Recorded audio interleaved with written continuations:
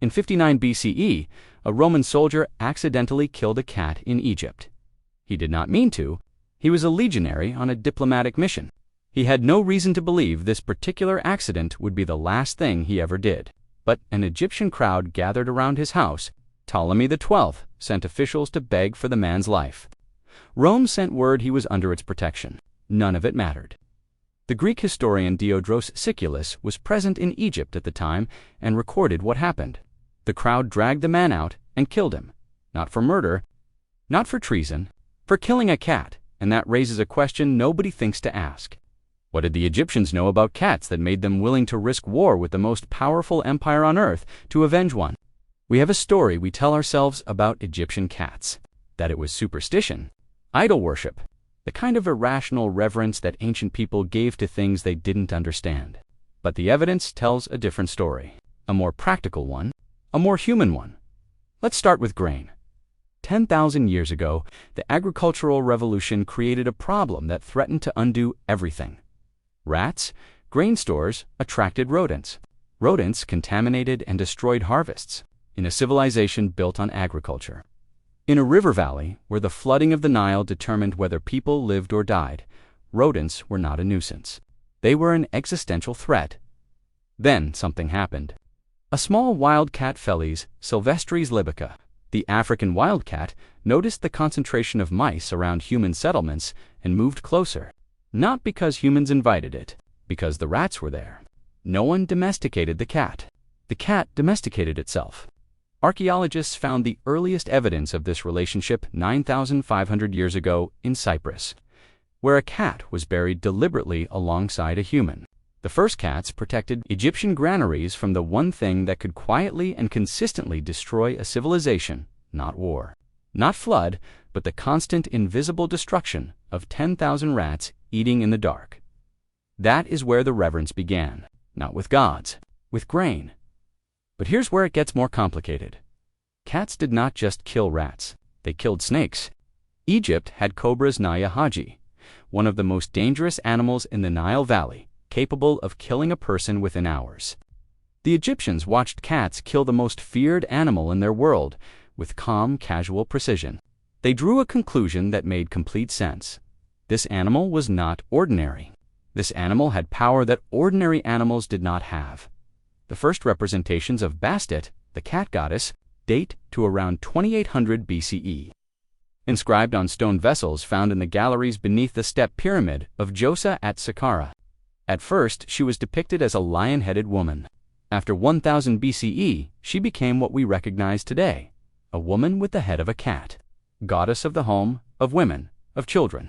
Every person whose child had not been bitten by a cobra, every farmer whose grain store had survived the season, they were not being superstitious. They were being grateful. Now let's talk about what that reverence looked like in practice. When a cat died in an Egyptian household, every member of the family shaved off their eyebrows. Herodotus recorded this in the 5th century BCE, the most visible marker of expression on the human face. The thing that signals grief from across a room, that was what the cat required.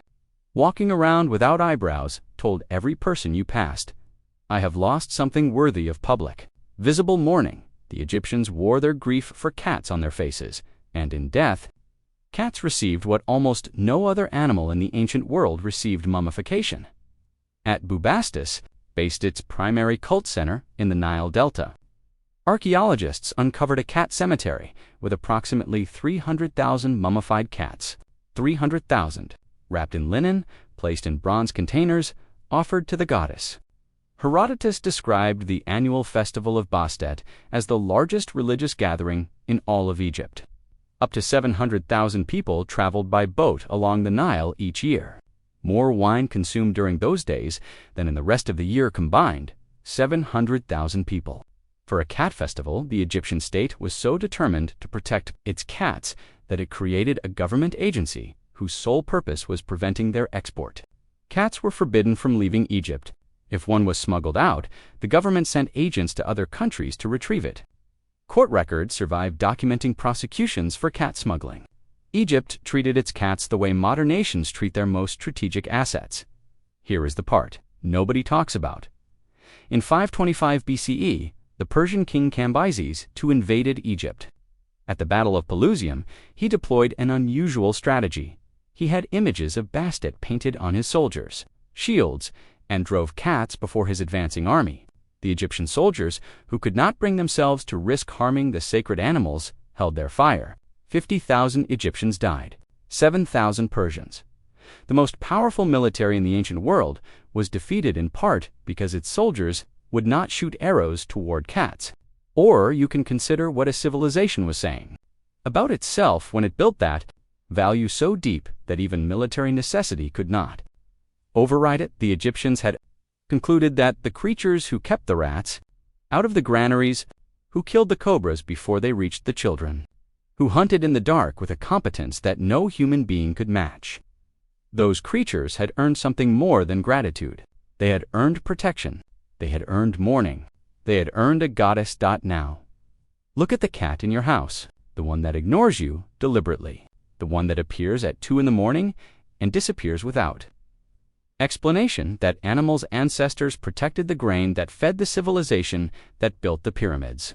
They were mummified by the hundreds of thousands and mourned, with shaved eyebrows, and worshipped by 700,000 people on a single day. And it still behaves as though it knows all of this, as though the reverence was appropriate, and it is simply waiting for you to remember. The Egyptians remembered. For 3,000 years, they never forgot. The question is why we did.